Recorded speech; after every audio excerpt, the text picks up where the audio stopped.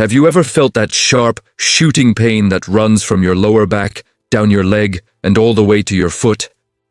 It's a pain that stops you in your tracks, a pain that makes you feel older than you are, a pain that steals the joy from simple things like walking, playing with your grandkids, or even just getting a good night's sleep. They call it sciatica. But I call it a thief.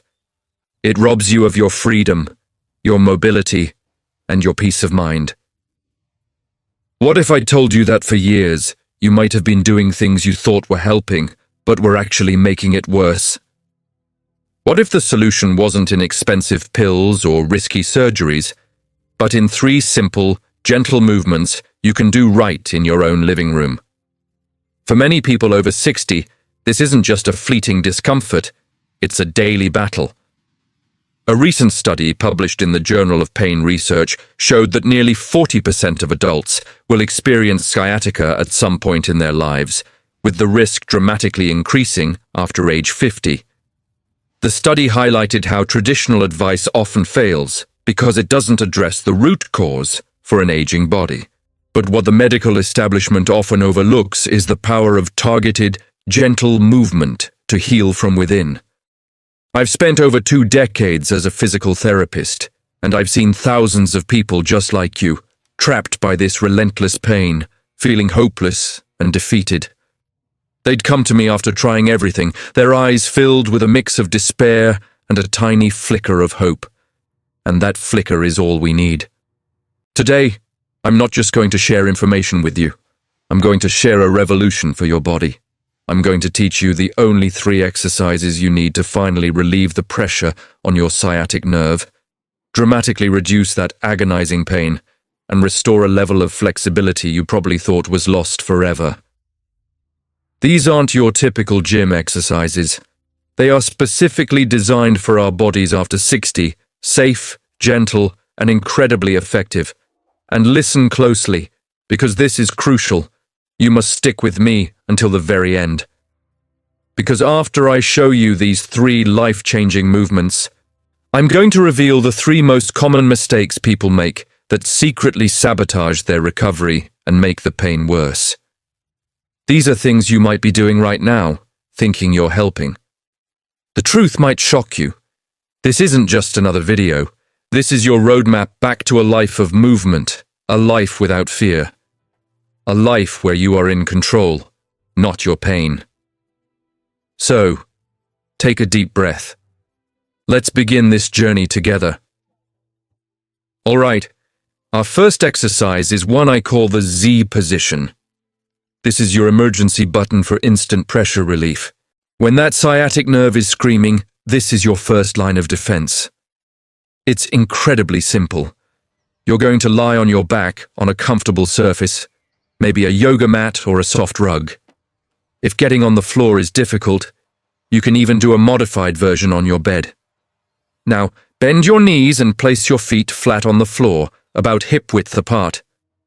From here, you're going to gently let both knees fall over to one side, say, the right side.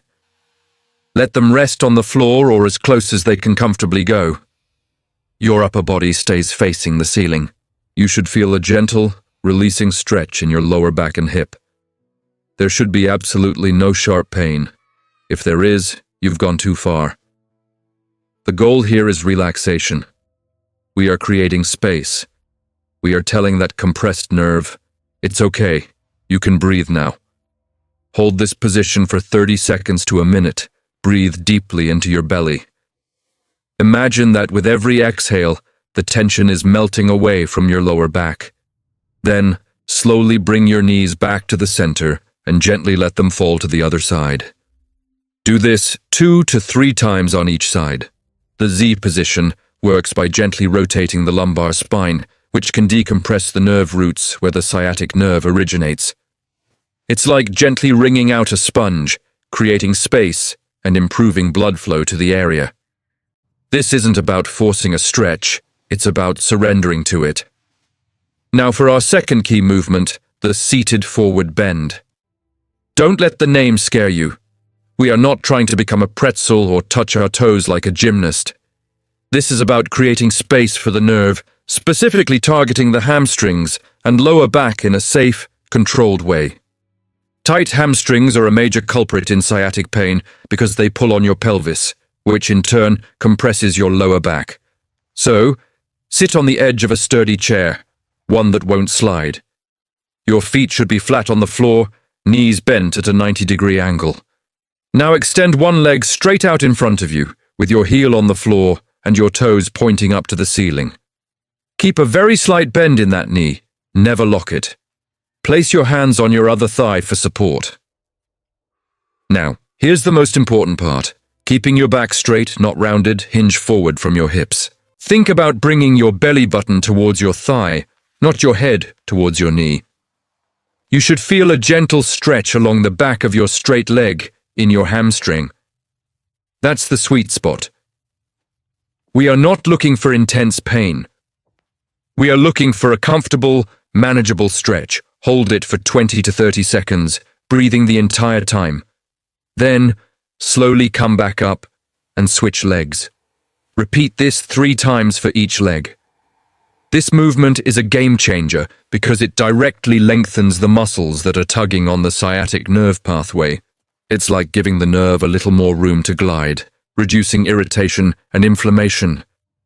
Remember, it's about the quality of the hinge, not how far you can go. Our third and final exercise is arguably the most important for long-term relief: core activation. Think of your core muscles, the deep abdominal and back muscles, as your body's natural protective belt.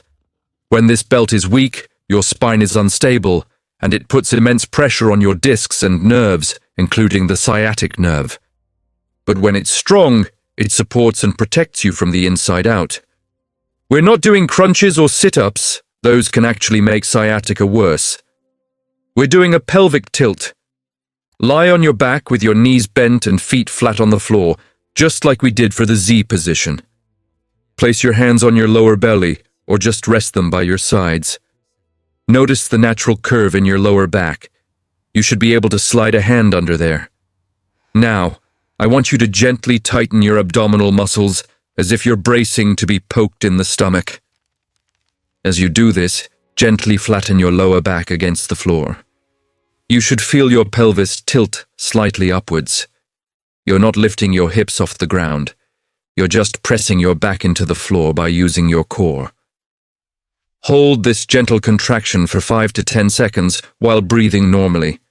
Don't hold your breath. Then relax and return to the starting position. Repeat this 10 to 15 times. This subtle movement wakes up those deep core stabilizers, teaching them to do their job of supporting your spine. A strong core is the foundation for a pain-free back. It's your internal corset that works 24/7 to keep you stable and safe. Make this a daily habit, and you will build a resilient spine that can withstand the pressures of daily life. Now that you have the 3 tools to fight back against sciatica, we need to talk about the things that could be undoing all your hard work. This is the part of the video that might make you a little uncomfortable, because you might recognize yourself in these mistakes. But awareness is the first step to change. So let's expose these 3 pain-worsening habits. The first mistake is trying to keep a perfectly straight posture all day long. We've been told for decades to sit up straight or stand tall, as if our spine is a steel rod. But the truth is, your spine has natural curves for a reason. They act as shock absorbers. When you force yourself into a perfectly straight, military-style posture, whether sitting or standing, you are actually compressing your spinal discs and increasing pressure on the nerve roots. You're fighting your body's natural design. Instead, you need to allow your back to maintain its gentle, natural S curve. When sitting, use a small pillow or a rolled-up towel in the small of your back to support this curve. When standing, avoid locking your knees and allow for a soft, relaxed stance. It's about finding a supported, neutral spine, not a rigid, straight one. This small shift in thinking can make a world of difference. The second mistake, and this one is very common, is walking for too long without breaks, especially if you have spinal stenosis, which often goes hand in hand with sciatica in older adults. You think you're doing something healthy, getting your steps in, but for a compressed sciatic nerve, a long continuous walk can be like repeatedly poking a bruise. The inflammation builds and the pain gets progressively worse. The solution isn't to stop walking. The solution is to walk smarter. Walk in short intervals. Try walking for 5 to 10 minutes, and then find a place to sit down for a minute or two. Let your back decompress. Let the inflammation settle. Then, get up and walk for another 5 to 10 minutes. By breaking up your activity, you get all the benefits of walking. Improved circulation, stronger muscles, without overloading the sensitive nerve. It's about working with your body, not against it.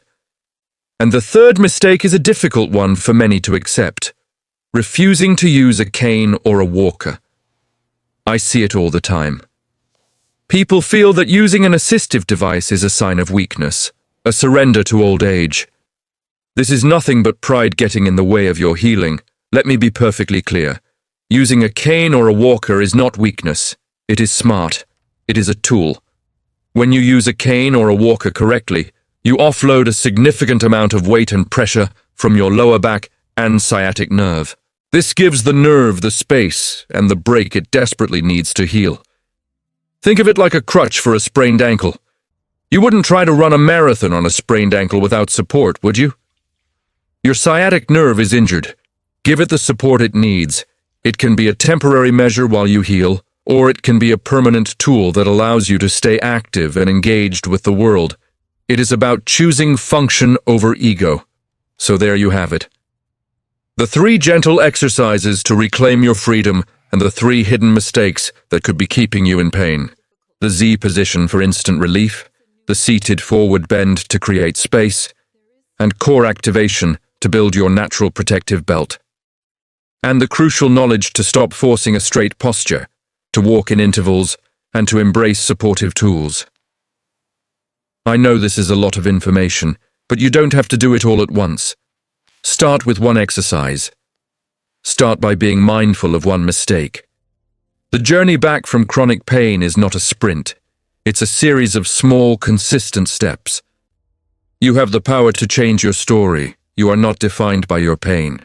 These movements, this knowledge, this is your pen. Start writing a new chapter today, one that is filled with movement, with freedom, and with joy. Thank you for trusting me and for spending this time with me. If this video helped you, please consider sharing it with someone you know who might be suffering in silence.